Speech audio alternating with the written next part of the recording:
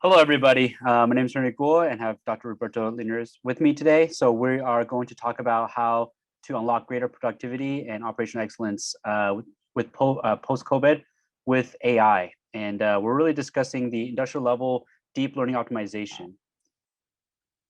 And like I said, Dr. Roberto, do you want to introduce yourself quickly? Yes, Roberto Linares. I am AI Solutions Principal, and I have been implementing AI solutions from Petrol, especially Petrol Optimum for oil and gas. And my name is Roberto. I lead products for the industrial at Petrol and similar to Dr. Roberto, kind of figuring out how to build a product for Optimum and then do applied AI for the oil and gas space.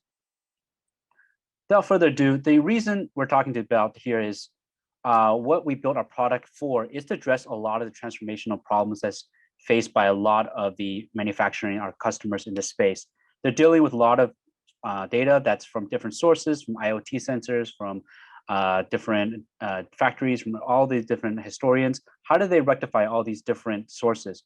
And then a lot of times they're dealing with very, very complicated operations where you have a lot of variabilities, a lot of inconsistencies. And what they're really wanting to do is have this increased stability, let the less variance, and actually having this solid product. And another problem many of our customers are facing today is there is a lot of churn. A lot of the older operators, other folks who's been around are turning over, retiring. And as new operators get up to speed, there is a knowledge gap. And they're using AI to really augment those new kind of pathways to learn all these new operations. So end of the day, what they're looking for is to use some advanced technology like AI to really continue to improve their products in a global marketplace as people post-COVID are now gearing up and doing production. They're looking for ways to make sure they're more leaner and able to have the resilience in their production systems as they shift to the 4.0 and the next generation of productions.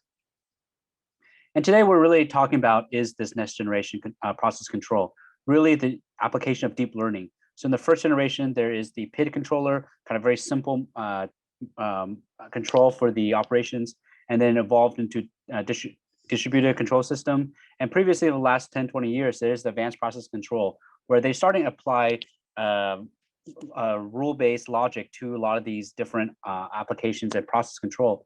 But really, what Petrum is really pioneering is this deep learning optimization using AI ML to drive this optimization, looking at ways of applying AI to really making sure we're hitting this optimum level, having this multilinear, multidimensional algorithms on top of our AI platform to quickly get this up and running for our customers. Today, we're going to discuss a little bit more in depth about one of the major use cases, a Fortune 50 company we recently been working with. And our focus today is really in oil and gas space. There's upstream, midstream, really focusing on downstream, the petrochemical manufacturing and the refining element. And that is where the application of our software product has been, is today, in terms of how much you can within the safety constraints. So we looked into different elements like flow rates, maximum pressure, emissions, and then whereas many, even top operators kind of operate in the orange circle, they know what to expect, they know how the machine works, and they know how to keep to the level. Really, our software, by applying advanced algorithms in AI/ML, really pushes that boundary out and gives that higher yield and lower emissions for the same amount of input. And how we do this is by building on top of our advanced AI, industrial AI platform. So we also have a paper, research paper that's being peer reviewed as published, is how do we actually do this? And we'll go back a little bit in detail today, is there's a multiple process step. One, we work with our customers to ingest the raw data. So a lot of time is data historians, DCSs, or IoT sensors, and actually clean that up and then get that prepped. So we added with a tool called ACE, AI configuration enablement tool, really help do that tag mapping and figuring out where each of these different elements are. So we have these different elements where we allow operators eventually to control these. So once that's done, we prepare the data sets, clean it up, and then our team of AI ML experts develop these state-of-the-art models. So we looked into different elements of predictions, looked into using different ways of doing optimization across multiple different realms. And then once that's done, we tune this with our system and the hypertuning parameters. And once that's ready, we deploy this. So our platform handles everything from data ingestion all the way to deployment. And also, finally, we also have call points into monitoring and management. We actually have a control panel we built for our operators when they control everything. So our three are the step process, multiple step processes: ingestion, cleaning, develop the model, tune it, deploy it, and following all that, we work with our operators and customers to make sure they can monitor and control this. And our platform handles each of these different elements. So that's the ability of us to get up to speed really, really rapidly. And like I mentioned, our operating modus operandi of working with customers is we start off with prediction. We ingest either historical data and then work on the streaming data to understand how what's going to happen. Then we prescribe these elements. You should turn on X, Y, and Z, fan 1, 2, 3, heater temperature up to a certain amount, to prescribe it to the operator so they feel comfortable. This is what our predictions and our prescriptions are, which is at the higher level. Once that's happened, we go on to supervise autonomous steer mode, where then we actually write back to the control system. And that is really what our a lot of times the customer's looking for, is this AI brain that's driving their production element. And today, for the audience here today, what really we are using today is the Nvidia T4 Tensor core. So most of our current training doesn't consist of huge amounts of data. We're using more streaming, IoT, sensor, acoustic data. We do have other offerings where we look in computer vision, where we have a higher, using a different type of GPU. But in general, most of ours is focused on the T4 sensor, and then we mostly deployed on AWS or Azure today. And this will make sure that covers most of our needs for right now. In terms of why our software is different, is like I said, we have a platform today that doesn't need all the other ones from AWS and Azure. Is our platform, it can be deployed on these public clouds and also on premise. And that is the differentiator, and why we can actually use less CPUs and GPUs. And why that's possible is we have a huge and very active research team as well, and also scientists and developers here, where they build multiple different elements. A lot of this is now open sourced. Case example, our adaptive DL and Autodisk. These are schedulers that will schedule your different workloads on GPUs, CPUs, and make sure you optimize across these elements. We also releasing 2, where the house offers hyperparameters, and we integrate with a lot of the major players like Ray, Microsoft NNI, and many others as we start building out. So our platform really took all these best elements and built on top of.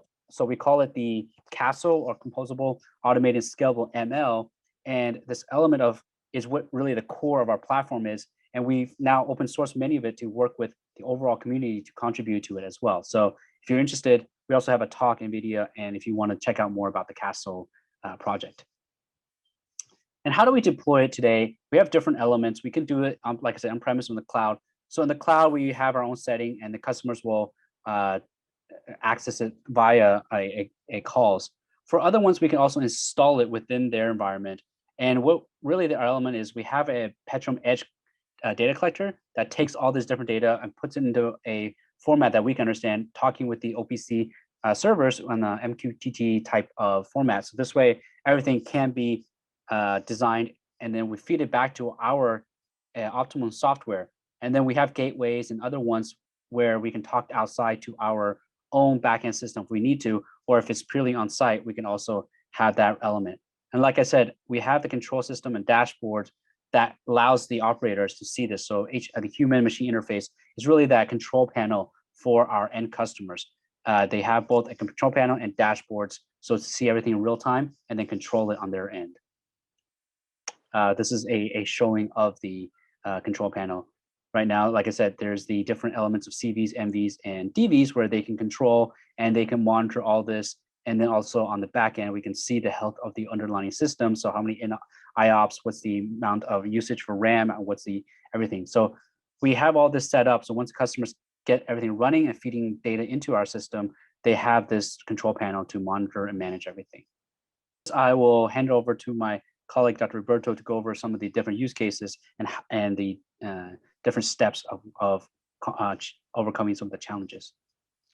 Thank you, Henry. So we will start looking at some of the use cases in the oil and gas industry. But first of all, let's look at the scope of automation in the oil and gas. At the bottom, we have the regulatory controls.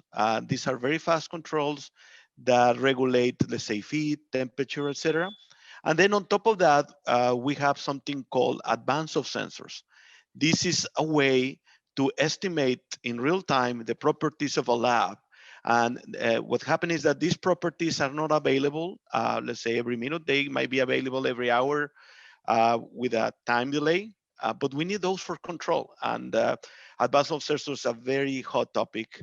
On top of that, we have unit optimization. So we would like to control better a plant with a group of input and outputs, get the best out of the unit and have it more stable.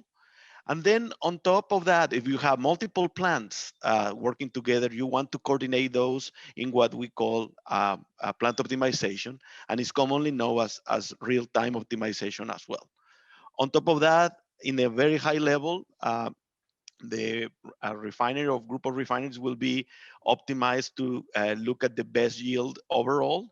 And but for now, we are just concentrating in the scope of Petrum Optimum on the three layers in the middle, as you can see. And then we will see some of the applications that we have been working on.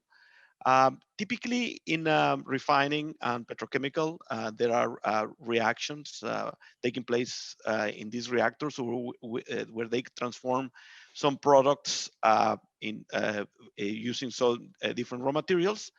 And for that, you might have different objectives.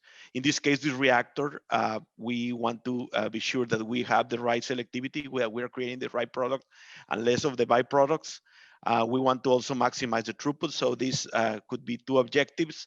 This can be in contradiction, but we can assign different weight factors.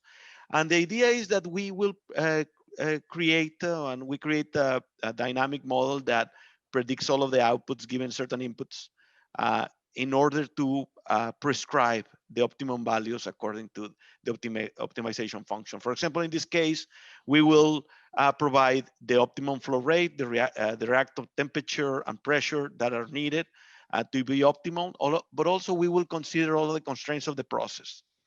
And then once we know that we have a good way of predicting and prescribing, then we can run this automatically as a controller. Another process that is very important in the oil and gas and petrochemical and also chemical plants is distillation. This is where once you have generated, created the products, you have a mixture, you want to separate those into different products based on their boiling points and volatility. So for that, distillation columns are used, and these are processes that tend to be slow, tend to be highly nonlinear. And deep learning has been showing to have an edge in terms of modeling, because we can look at the input and output response based on the nonlinearities. And if we have, let's say, not only this unit, but we might have several units like these working together to separate multiple products, the complexity goes high, but still the deep learning can tackle the problem. And then we talk about the overall optimization. And this is a very interesting topic, because one thing is that each unit might be optimum by itself, but then the question is, what is the best behavior of all of these units working together? So probably, it's very likely that you want to use a more efficient one to process more product. But that is difficult to know a priori, and giving all of the variables at the current states and the different constraints that might be changing, or your objective function might have some economic factors. So for that, we build a large model, a large dynamic model that will consider all of the inputs and outputs for the process in order to provide the target production or the target feed rate that you're going to be sending to each unit. So of course we need to consider the maximum capacities of each, let's say, of each system. We might be setting the prescription of the reactor temperature to each of the units. And but that is a very interesting thing, because in a higher level, we are basically getting the optimum of the optimums, right, in this type of application.